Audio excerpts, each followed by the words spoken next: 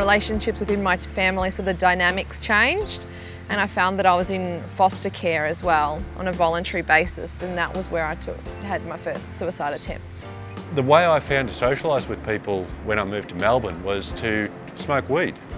At that stage, I didn't necessarily understand where I was at emotionally. I thought everyone felt like this all the time. It was when I was 16, and I think it was unlivable conditions in the family home. It was like being in a cocoon, more or less, you know, and I couldn't get myself motivated enough to be out in the community, engaging with people in the community. It involved family, and I was a long distance away, and that made it extremely difficult for me. And then the worries started, you know, and the catastrophising, what if, what if, what if. Depression has only been an eighth of the problem for me. It's always been about anxiety, and I've always had this terrible fear of the worst case scenario. I was diagnosed eventually with schizoaffective disorder, which is schizophrenia and usually a mood disorder, and I'm pretty sure it was bipolar. I'd lost my flat, I'd lost my social status, I had to move back in with my parents in the country, so I looked at myself as a complete and utter failure. I was stuck in a public service job with no career path. Coming from a background of high achievement, both academically and sportingly, I couldn't imagine how I'd gotten there, and I certainly couldn't imagine how I could get out by action. I couldn't see a way out, and then I just went into auto mode, really. I was just on automatic pilot. It was a really peaceful and calm decision. For me, it seemed logical, sensible, and the perfect solution.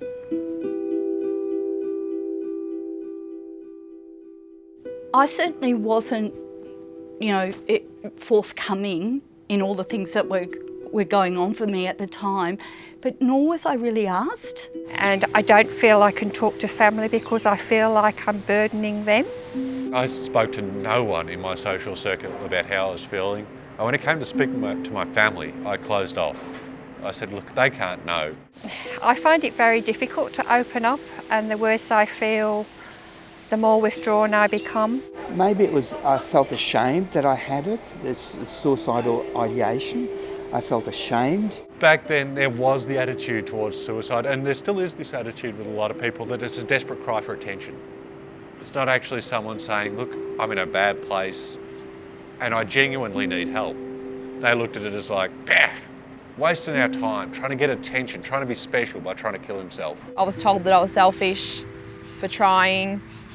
And then for me, and I know this looking back at my notes, it was actually seen for me personally as a selfless thing. I was almost freeing them as opposed to it being a selfish thing. There have been people in the medical profession that I've come across, be it many years ago, that treated me with almost contempt, very sarcastic in their remarks to me, very flippant, which is not only hurtful but it's quite damaging too when you're already in that very vulnerable state. The other part was, because I did live in a small country town, my parents were afraid of disclosing. So that made me more stigmatised towards myself, which started a cycle of depression, suicidal ideation, how do I get out of this? And at that stage I didn't have the tools. It took me a long time to be connected with psychiatric services, let alone psychiatric services that did the support and provided the help that I needed. There was one important thing that a health professional told me, and he told me that those suicidal thoughts are treatable. And so I maintained my attendance with health professionals, and through their guidance, through talking therapy, I managed to get out of that cocoon, if you like. Once I got out of hospital, I started the group sessions of dialectical behavioural therapy. It was very difficult at times, but it was also very exciting at times too, like on the occasion when I'd been collecting things for my memory box and I came out of Kmart and I felt elated, and I didn't know why. I didn't know what this feeling was, and I went home and I looked through my notes, and under elation is happiness, and it's like, oh, I feel happy. I didn't know what that was, you know. That sounds ludicrous, I know, but that's what it was. I was not in touch with my feelings at all. And suddenly they're now being awakening, and I'm starting to recognise what I'm feeling, and that makes a big difference. I would go for a short period of time, and then when I felt like the learning curve was too high, I'd withdraw, and then go back when I felt ready to sort of bite the next chunk of development, and that was hugely successful. I have always found that psychiatrists do serve a very important function, and that's the physical and medication side, but that's only a small part of it. The psychologists, caseworkers, social workers, they make an enormous difference.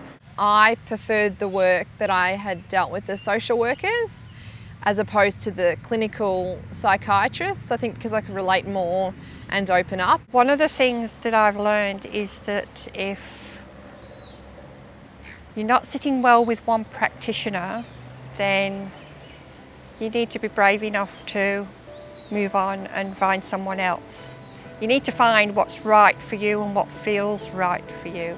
Nowadays I have a fantastic psychologist. Instead of saying, we're going to put you through this particular course of therapy, she finds what works, finds a way for me to apply it, and makes me do it.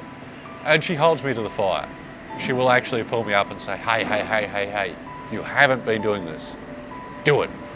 It challenges you, sometimes in ways you'd really prefer not to be challenged, but it challenges you to grow and learn and lets you unburden yourself of some of it, but also keep that which made you strong and resilient and able to move forward. Once I had accepted the illness and really didn't worry if the community knew about it or not, I think it removed a whole big anxiety over my shoulders, just removed it completely. I've looked at things and said, well, how can I turn this lead into gold, a process of alchemy? How can I make things better? For me, it's writing, it's visual art, it's the stencil art, it's the street art, it's talking with other people, it's the public speaking. It's the way of sort of reaching out to people and saying, I had this experience, but it gets better. When you're in the deepest distress, there's like just this pinprick of light, and it seems so far away and so distant and so unattainable. But as you get the help that you need and you deserve, that light gets brighter. That's not to say that I'll never feel really depressed again or suicidal again or have those suicidal thoughts. I probably will, and I have. But what's the difference now is I've got the tools that I can use before I get to that place. I walk around with a great deal of pride these days, not so much arrogance, but pride. I've come a long way from where I've been. It gives you incredible resilience, incredible bravery, and incredible empathy for others. We shouldn't have negative attitudes to people who have a mental illness or who are suicidal. We should try and encourage a caring community. Being able to talk about it and share my experience with others, I think for me helps build my resilience. Knowing that you're able to live what everyone else deems as a normal life. You can have a career, you can have children, you can have these negative things in your life and still be okay.